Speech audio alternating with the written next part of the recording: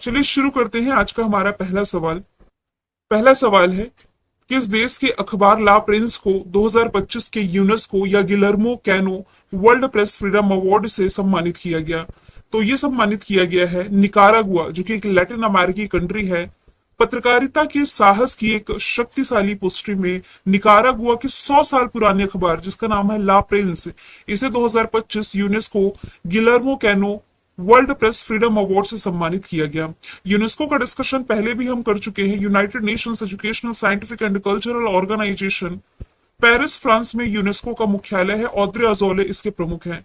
अब जिस कंट्री का हम डिस्कशन कर रहे हैं ये है निकारागुआ। लोकेशन आप देख सकते हैं, इसकी कैपिटल मानागुआ, करेंसी निकारागुअन कोर्डोबा है। अभी 2 से 3 दिन पहले करंट अफेयर में हमने देखा था कि ये जो निकारागुआ है इसने रिसेंटली यूनेस्को से हटने का फैसला कर लिया है। नॉर्वे ये भी हाल ही में चर्चे में रही कंट्री थी, क्योंकि प्रेस की बात की जा रही है। यहां से आप रिलेट करेंगे वर्ल्ड प्रेस फ्रीडम इंडेक्स, जो कि 3 मई को रिलीज किया गया। रिपोर्टर्स विदाउट बॉर्डर नामक संस्था ये रिपोर्ट रिलीज करती है। तो 2025 का जो world press freedom index release किया गया, इसमें नॉर्वे रहा था टॉप पर। इस बार इंडिया की रैंकिंग सुधार के साथ रही है 151 नंबर पर। अभी हाल ही में प्रेसिडेंट द्रौपदी मुर्मू जी के द्वारा 2 यूरोपियन कंट्री का दौरा किया गया था। एक स्लोवाकिया था, दूसरा पुर्तगाल था। पुर्तगाल की कैपिटल लिस्बन में जो प्रेसिडेंट द्रौपदी मुर्मू जी है, इन्हें की ऑफ ऑनर से सम्मानित किया गया। जबकि स्लोवाकिया के साथ भारत ने पहली बार डिफेंस क्षेत्र में यानी कि रक्षा क्षेत्र में पहली बार समझौता किया है।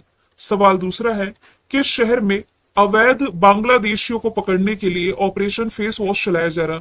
मतलब कि बांग्लादेशी नागरिक जो भारत में इलीगल तरीके से रह रहे हैं, इन्हें पकड़ने के लिए operation face wash recently Delhi में चलाया गया है।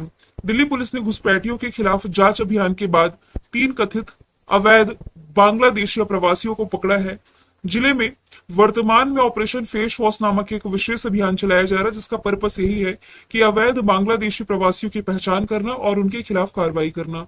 अभी मई 2025 में जो खुफिया जानकारी मिली, इसके अनुसार अवैध बांग्लादेशी ये नागरिक ट्रांसजेंडर के रूप में छिप करके ट्रैफिक सिग्नल्स पर भीख मांगने और अन्य गतिविधियों में शामिल है, ताकि शक से बचा जा सके, उनकी पहचान को कोई जान ना पाए।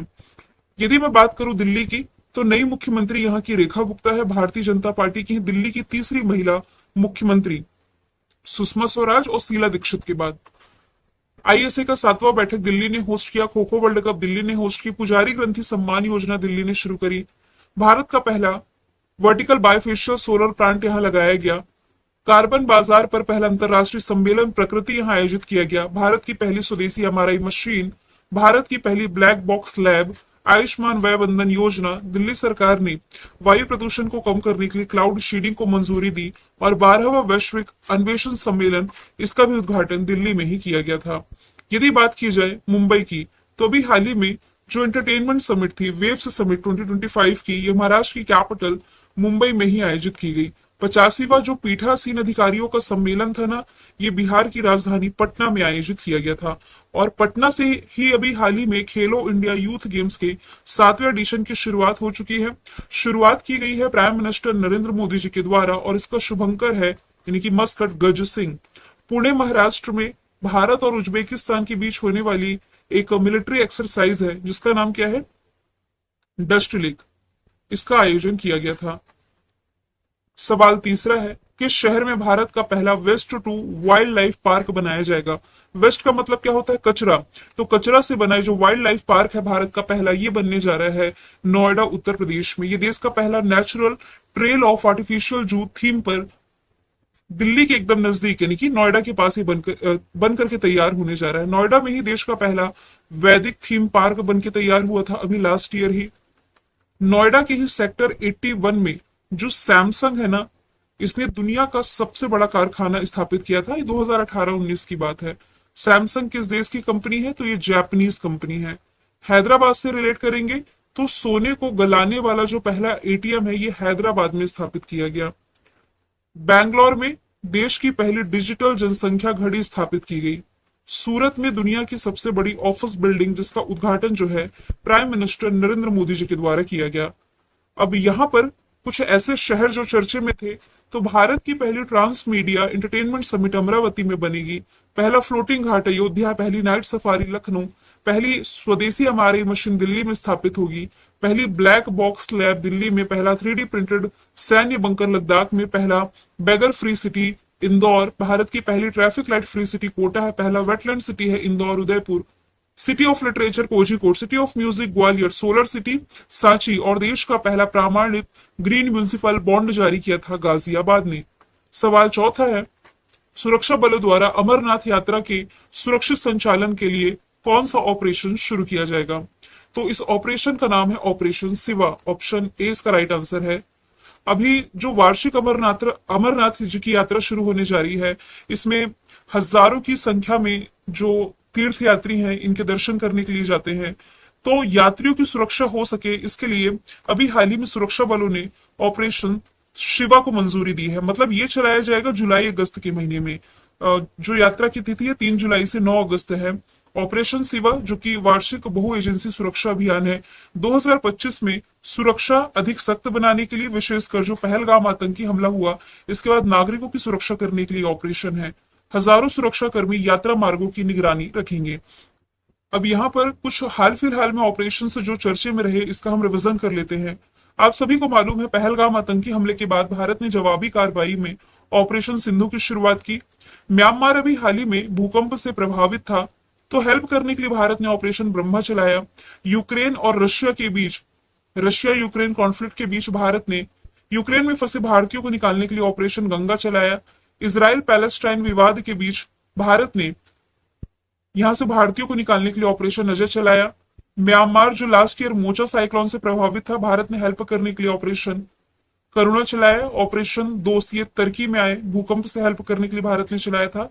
और ऑपरेशन इंद्रावती ये कैरिबियन कंट्री हैती में चलाया गया था। सवाल पांचवा है, किस राज्य में प्रवासी बच्चों को शिक्षित करने के लिए ज्योति योजना की शुरुआत की गई है? तो इसकी शुरुआत अभी हाल ही में केरला में की गई है। केरल सरकार ने ज्योति योजना की शुरुआत की, जो प्रवासी बच्चों को शिक्षा प्रणाली और आंगनबाड़ी में शामिल करने के उद्देश्य का एक विशेष कैंपेन आप कह सकते हैं। ये जो योजना है उन प्रवासी श्रमिकों के बच्चों की उपेक्षा को दूर करने का प्रयास करेगी, जो बार बार स्थान परिवर्तन और आवश्यक दस्तावेज की कमी के कारण जो औपचारिक शिक्षा प्रणाली से बाहर हो जाते हैं। कहने का मतलब यह है, देखिए, रोजी रोटी कमाने के चक्कर में कई ऐसे श्रमिक हैं जो कि एक राज्य से दूसरे राज्य जिनका पलायन होते रहता है ना। तो ऐसे में उनके जो बच्चे हैं इनकी पढ़ाई एक जगह पूरी कंप्लीट नहीं हो पाती और डॉक्यूमेंट की कमी के कारण ये शिक्षा प्रणाली से बाहर हो जाती है, इनकी पढ़ाई रुके ना। तो प्रवासी बच्चों को शिक्षित करने के लिए ज्योति योजना की शुरुआत करी है केरला ने। राजधानी तिरुवनंतपुरम मुख्यमंत्री पिनरई विजयन, राज्यपाल राजेंद्र विश्वनाथ लेकर है। रिसेंटली यहाँ तिरोड़म फेस्टिवल मनाया गया। देश का पहला पूरी तरीके से डिजिटल साक्षर राज्य यही है। कोझिकोड यूनेस्को के साहित्य शहर में शामिल किया गया। केरल के मोटर वाहन विभाग ने citizen sentinel mobile app launch किया। डिजिटल मार्केटिंग कैटेगरी में केरला ने जीता है पाटा गोल्ड अवार्ड। हाल ही में सर्वश्रेष्ठ समुद्री राज्य का अवार्ड केरला ने जीता। एक्सपायर हो चुकी दवाओं को इकट्ठा करने और इसके निपटान के लिए केरल का जो औषधि नियंत्रण विभाग है इसने एन प्राउड लॉन्च किया, ने जीता। एक्सपायर हो चुकी दवाओं को इकट्ठा करने और इसके निपटान के लिए केरल का जो औषधि नियंत्रण विभाग है इसने एन प्राउड लॉन्च किया। वरिष्ठ नागरिक आयोग स्थापित करने वाला ये पहला राज्य है। और विजिलेंस इंटरनेशनल पोर्ट हमने अभी हाल ही में पढ़ा था, जिसका उद्घाटन प्राइम मिनिस्टर नरेंद्र मोदी जी के द्वारा किया गया। इस क्वेश्चन में बात की जा रही है स्कीम की, तो अभी हाल ही में महाराष्ट्र गवर्नमेंट ने वुमेन एम्पावरमेंट के लिए पिंक ई रिक्शा की शुरुआत की है। लाडला भाई स्कीम भी महाराष्ट्र गवर्नमेंट लेकर के आई थी, जबकि लाडली लक्ष्मी योजना और लाडली बहना योजना ये मध्य प्रदेश गवर्नमेंट की पहल है। नक्शा पहल भी मध्य प्रदेश गवर्नमेंट की है। पार्थ पहल भी मध्य प्रदेश गवर्नमेंट की है। फ्री आई चेकअप के लिए जो ओडिशा गवर्नमेंट है इसने सुभद्रा योजना की शुरुआत करी थी।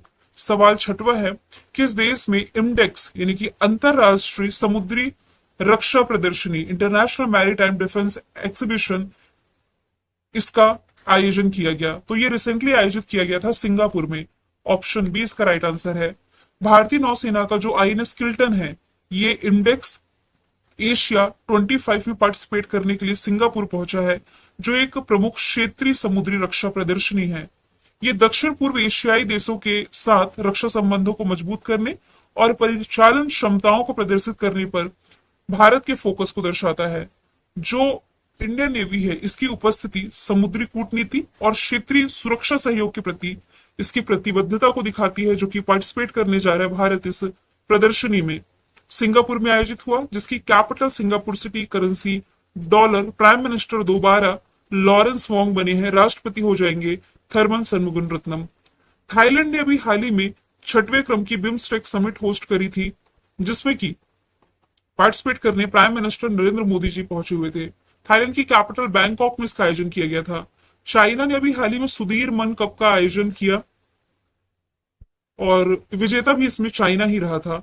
ब्राजील जुलाई के महीने में क्या होस्ट करने जा रहा है? ब्रिक्स समिट होस्ट करने जा रहा है। रियो डी जेनेरो में इसका आयोजन किया जाएगा। इवेंट एंड समिट का यदि हम रिविजन करें तो 50वां आईपीओ शिखर सम्मेलन उज्बेकिस्तान ने होस्ट किया। इस साल कोप 30 और ब्रिक्स दोनों ब्राजील होस्ट करेगा। बिम्स्टेक होस्ट कर चुका है Thailand. Last year G20 host किया था ब्राजील ने, G7 इटली ने, कोप 29 बाकू अजरबैजान ने। इस साल वर्ल्ड इकोनॉमिक फोरम की 55वीं बैठक दावोस स्विट्जरलैंड में हुई।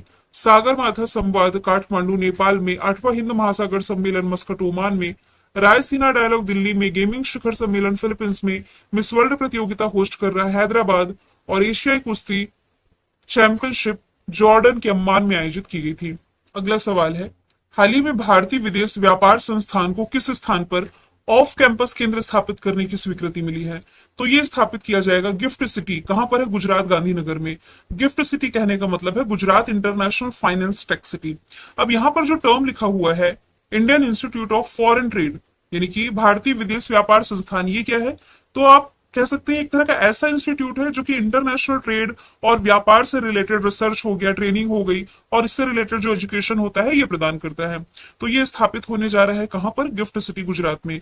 ये केंद्र 1000 से अधिक छात्रों की क्षमता वाला बहुविषय यानी कि मल्टी सब्जेक्ट इंस्टीट्यूट होगा, जिसमें कि इंटरनेशनल ट्रेड, शिक्षा, प्रशिक्षण और अनुसंधान की व्यवस्था इसमें होगी।